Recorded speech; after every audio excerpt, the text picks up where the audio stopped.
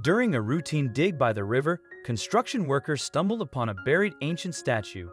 As they carefully excavated it, they were filled with awe, but their excitement turned to fear when the statue unexpectedly cracked open, revealing something that suggested a connection to another realm. Stunned and bewildered, the workers exchanged nervous glances and raised their hands in protest, insisting they hadn't caused the breakage.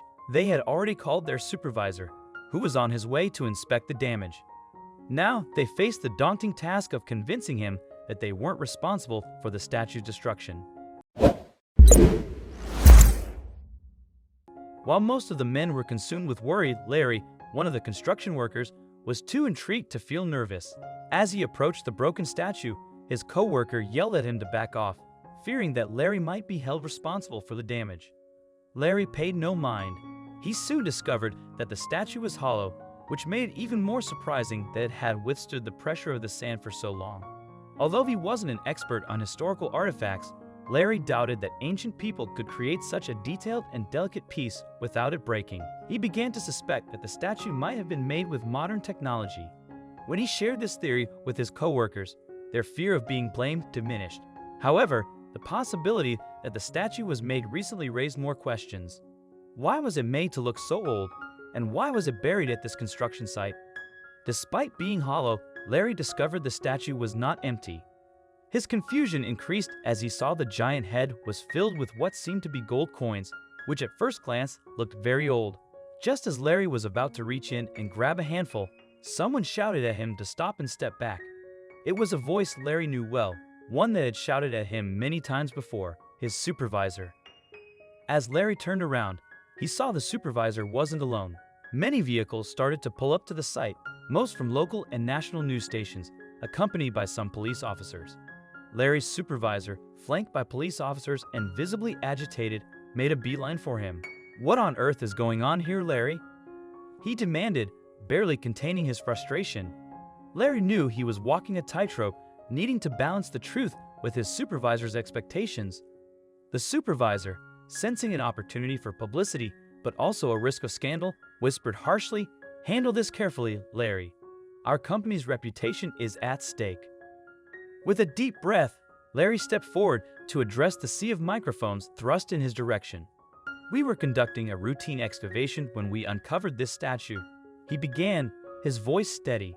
"Unfortunately, it was damaged during the process, but we were amazed to discover what appears to be ancient gold coins inside." The lie tasted bitter on his tongue, but Larry hoped it would deflect further scrutiny for now. The following day, Larry found himself in the supervisor's office, the morning light casting long shadows across the room. "I think the statue might not be as old as we claimed," Larry confessed, unable to keep the truth to himself any longer. His supervisor's face darkened with palpable disappointment. "Do you realize what you're suggesting? That could mean we're part of a hoax. Think about the repercussions." The conversation turned tense as they debated their next steps. Ultimately, the supervisor made a difficult decision.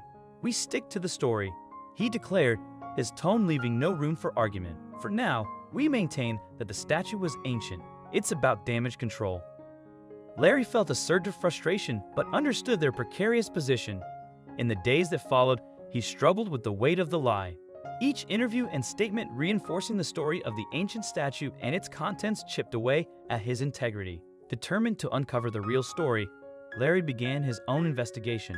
He started with the company that could have created such a convincing replica. Hours of research led him to a local company known for producing movie props and historical replicas. Larry's heart raced as he found images closely resembling their ancient find. After contacting the prop company, he awaited their response with bated breath. The reply came sooner than expected, confirming his suspicions. "Yes, we did create a statue matching your description for a client last month," the email read. The pieces of the puzzle began to fall into place, and Larry felt a mix of relief and apprehension. Armed with this new information, he prepared to confront the buyer. Larry's journey led him to the address provided by the prop company, a nondescript building on the outskirts of the city. As he approached the door, his mind raced with possibilities. Larry knocked on the door, ready to confront whatever lay on the other side. The door creaked open, revealing a man in his late 50s, his expression a mix of surprise and resignation. Larry introduced himself, explaining his connection to the statue. The man sighed deeply, inviting Larry inside. I suppose it was only a matter of time before someone figured it out, he began, leading Larry into a study filled with books and artifacts. Larry listened intently, torn between admiration for the man's dedication to preservation and frustration over the deception. "You realize the chaos you've caused," Larry pointed out, the complexity of the situation weighing heavily on him. The man nodded, his gaze dropping. "I do, and I regret the trouble it's caused, but I couldn't stand by and watch history be paved over without a fight." Larry, moved by the passion and depth of the man's research, felt a renewed sense of purpose. They agreed to work together to present their findings, hoping to secure a proper archaeological evaluation of the area.